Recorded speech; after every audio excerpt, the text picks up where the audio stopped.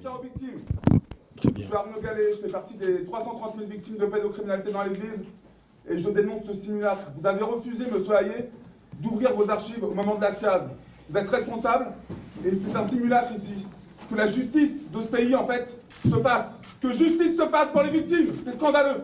Et nous ne lâcherons pas. J'ai été violé entre l'âge de 8 ans et 11 ans. Je ne lâcherai pas. Je soutiens mes frères de Bétarame. Je soutiens mes frères et sœurs de Garaison.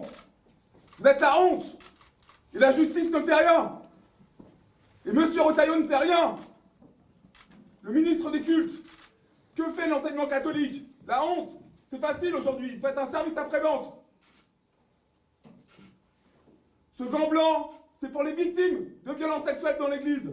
Nous ne lâcherons pas. Entendez notre colère. Nous sommes un mouvement de lutte contre toutes les formes de violence faites aux enfants. Move enfants. Nous ne lâcherons pas. Nous irons partout. Nous avons été à Bétarame, nous viendrons ici, même seuls. Nous rentrerons partout. Vous avez du sang sur les mains. Et la réparation ne changera rien. Et encore une fois, vous n'avez même pas ouvert vos archives. Que disent vos archives? C'est un scandale.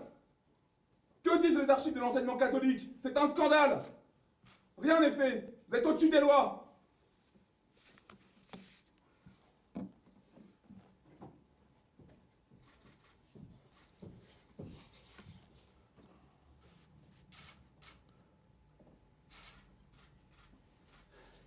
Monsieur, j'entends votre colère, j'entends votre souffrance. Elle ne m'est pas du tout indifférente. Je reparlerai sans doute de ces archives dont vous me posez encore la question, sur lesquelles je me suis déjà exprimé. Et je n'ai jamais rien caché.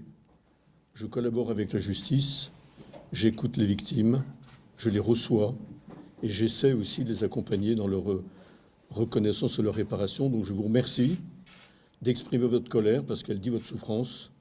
Et... Non, c'est pas de la souffrance, monsieur, c'est un message politique, le message des victimes qui demande en fait que justice soit faite. Ça demande effectivement que l'Église puisse répondre comme tout le monde, en fait, comme toute institution. Vous êtes au-dessus des lois, en fait. Non, non. C'est ça, si vous êtes au-dessus des lois. Non, vous êtes au-dessus des lois et nous ne sommes pas citoyens du Vatican. Voilà, mais je suis bien d'accord avec vous.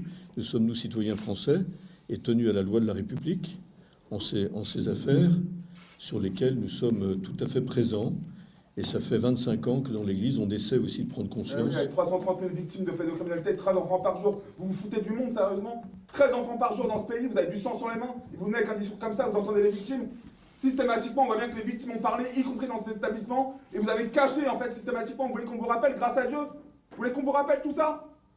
Vous êtes sérieux, sérieusement? Est-ce que vous me permettez quand même de pouvoir m'exprimer aujourd'hui? Exprimez-vous, monsieur. Je resterai là, le point levé, en soutien des victimes. Je ne bougerai pas d'ici. Ben oui, mais ça va être très difficile. Eh ben, très bien, peu importe. Si vous Parce que parlez, vous faites une mascarade. Si vous parlez d'un message politique, moi je ne suis pas dans un message politique ici. Bah si. Je viens humblement et modestement au nom de l'Église qui a exprimé aussi sa honte à plusieurs reprises et je le refais aujourd'hui.